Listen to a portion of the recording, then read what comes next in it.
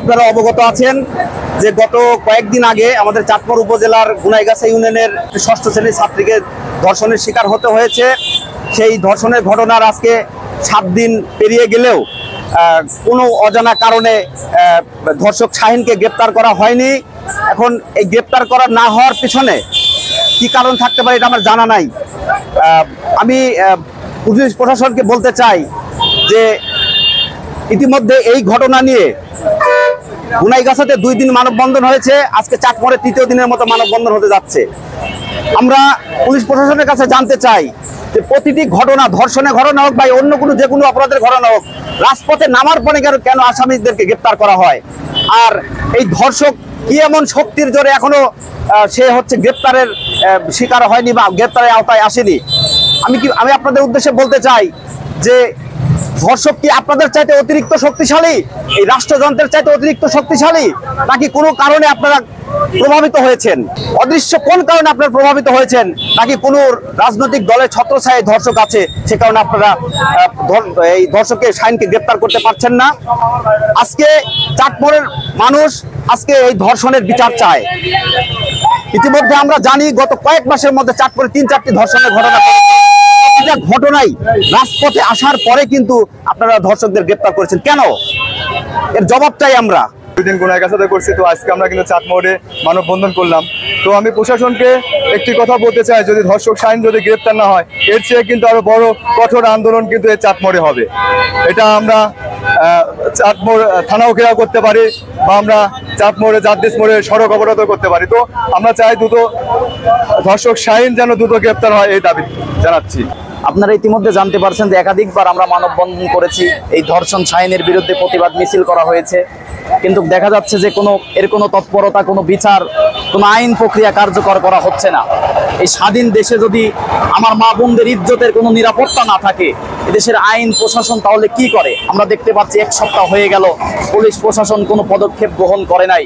বাংলাদেশে ধর্ষণকারীর কোনো দলের পরিচয় থাকতে পারে না, কোনো ব্যক্তির পরিচয় থাকতে পারে না, তার একটাই পরিচয় হবে সে ধর্ষণ। তাকে করবে। আমরা এখানে জুই হত্যার জন্য, এখানে সোমাইয়ার জন্য, বাংলাদেশে দেখেছি আসিয়ার জন্য বিভিন্ন সময় আমরা মানববন্ধন প্রতিবাদ করেছি, কিন্তু বিভিন্ন সময় বিভিন্ন দলের পরিচয় বহন করে আইনকে তারা ফাঁকি দেওয়ার চেষ্টা করেছে। আমরা চাই নতুন করে বাংলাদেশে আর কোনো এরকম ধর্ষণের জন্য জন্ম না হয়। এই জন্য ধর্ষণের কোনো দলের পরিচয় আমরা দেখতে চাই না, তাকে ধর্ষণকারী হিসাবে আমরা জাতির সামনে প্রকাশ করতে চাই। এবং বাংলাদেশের স্বাধীন দেশে, নতুন স্বাধীন দেশে যেন নতুন করে কোনো ধর্ষকের জন্ম না হয়, এই জন্য আমরা আইন এবং প্রশাসনের কাছে আহ্বান জানাবো তারা যেন একটা দৃষ্টান্তমূলক শাস্তির ব্যবস্থা করে।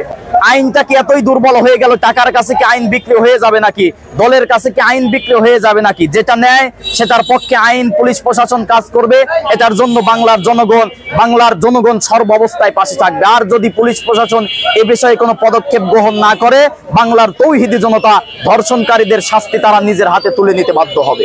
থানায় আমাদের মামলা করা হয়েছে, এরপরও এখন পর্যন্ত আসামি শাহিন কিভাবে বাংলাদেশের জমিনে ঘুরে বেড়াচ্ছে, আজ পর্যন্ত প্রশাসন কোনো পদক্ষেপ নিচ্ছে না, তাকে কোনো গ্রেপ্তারের কোনো রকম আমরা দেখতেছি না যে তাকে ধরার জন্য কোনো প্রক্রিয়া চলছে, ঢিলাঢালাভাবে চলছে। আর তাদেরকে বললে তারা বলে যে আমরা চেষ্টা করছি।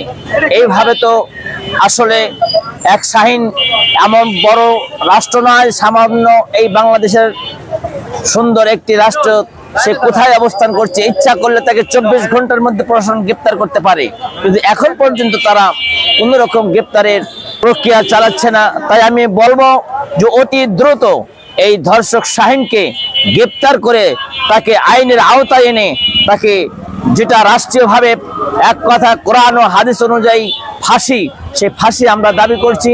চাটমোহর পাইলট উচ্চ বিদ্যালয়ের 6ষ্ঠ শ্রেণীর ছাত্রী নির্মমভাবে মুখ বেঁধে নির্যাতন করেছে, এর সুষ্ঠু বিচার চাই, এর ফাঁসি চাই। এই ধর্ষকের বিচার চাই, এর ফাঁসি চাই। এখনো আসামি ধরা পড়েনি, থানার তত তৎপরতাই নাই, প্রশাসন সেরকম গুরুত্বভাবে দেখতেছে না, তাই আজও ধরা পড়েনি।